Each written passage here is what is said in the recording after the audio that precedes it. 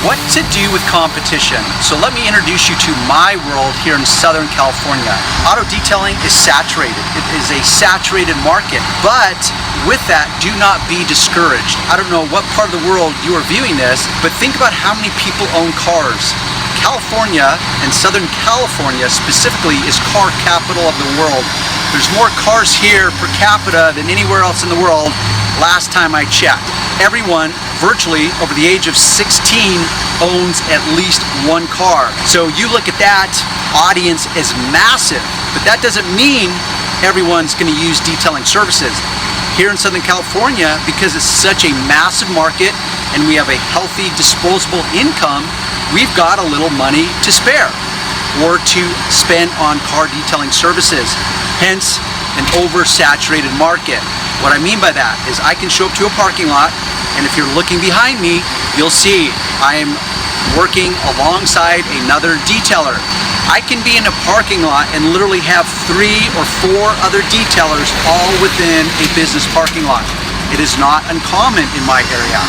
So that gets me to the point, what do you do with competition? Well, that comes into marketing and advertising and how you present yourself. Presentation is king. So for example, these guys, based on what I can tell, and I try to get him on video, but I think between his broken English and the fact that he's not the owner of the car or the company, I started asking him questions where he started getting nervous, because I started asking him about insurance, business license, and workman's comp. You start asking those kinds of questions and suddenly everyone wants to just flee the room. So let me draw a comparison and contrast, and this has to do with competition. If you're a beginner, you're going to look around if you happen to find yourself in one of these moments and be like, oh my gosh, what if my customer comes out, starts talking to me, and then he sees that there's other detailers that he has to pick and choose from? What do? You go into panic mode. Well, you don't have to, because virtually every business comes down to relationships. The relationship that you establish with your customer. They're not necessarily just going to jump ship, because typically when you reduce things down to an oversimplification, which is the problem, is that you think, oh, my customer's automatically going to shop price. Well, guess what? If your customer is only shopping price, they're going to leave eventually anyways, because there's always going to be someone that comes into the picture with a lower price. So you need to eliminate that fear as much as possible. I know it's normal, so maybe the best you can do at the beginning is just accept that it's normal. So I get it. I live this not every day now, but I've lived this my entire experience. This is what comes down to, for example, I'll go into the contrast comparison. So yes, we are both essentially detailers. They wash cars, I do not wash cars. So there's a massive difference.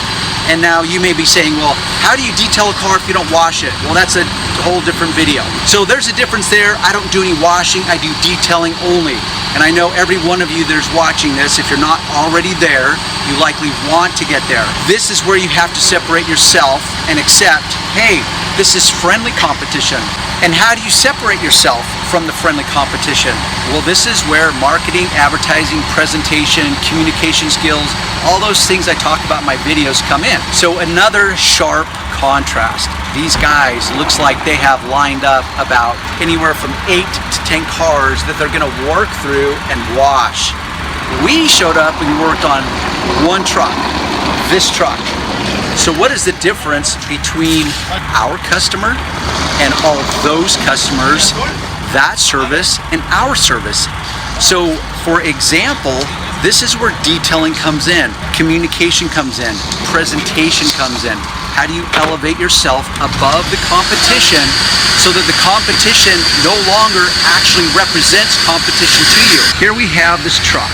Now my customer is highly intelligent, highly OCD, and he has been asking me questions because I know him from the gym for about 2 years before he decided to sign on to the auto fetish experience.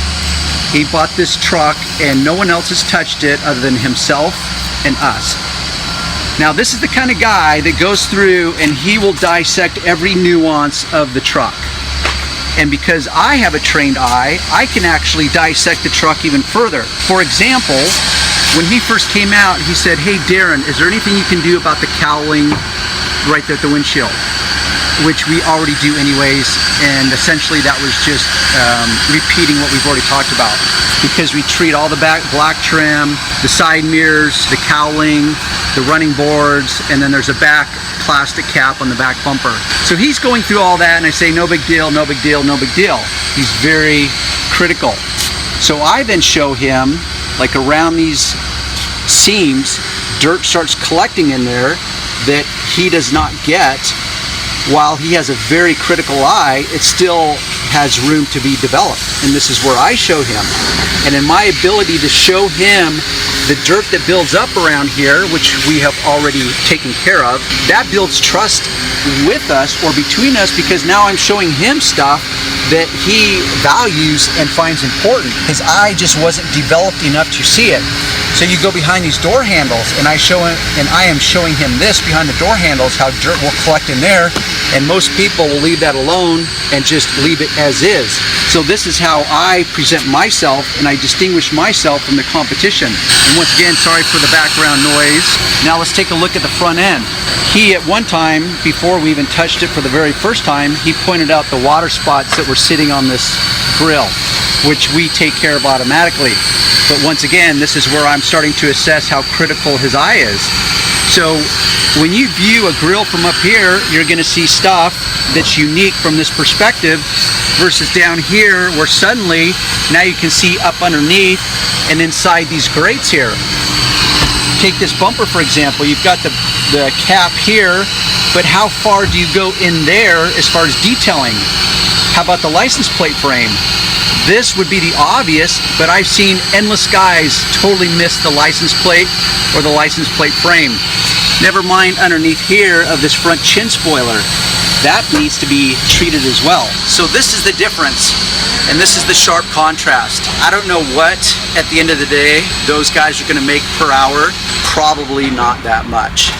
But here we have a guy that is willing to essentially pay $150 to $200 an hour for our level of expertise, experience, and attention to detail.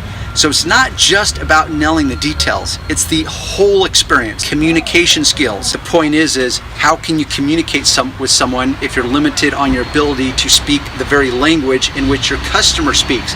So that's where I have an advantage. If I was an immigrant and I came to this country, I would have to accept that disadvantage.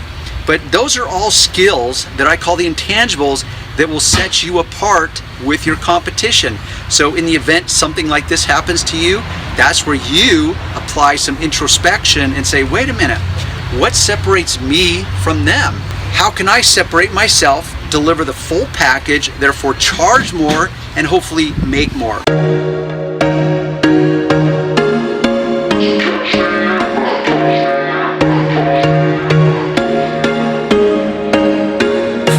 Once a day that I would pray for you, I'd go and misbehave just so you'd notice too. Sneaking looks up and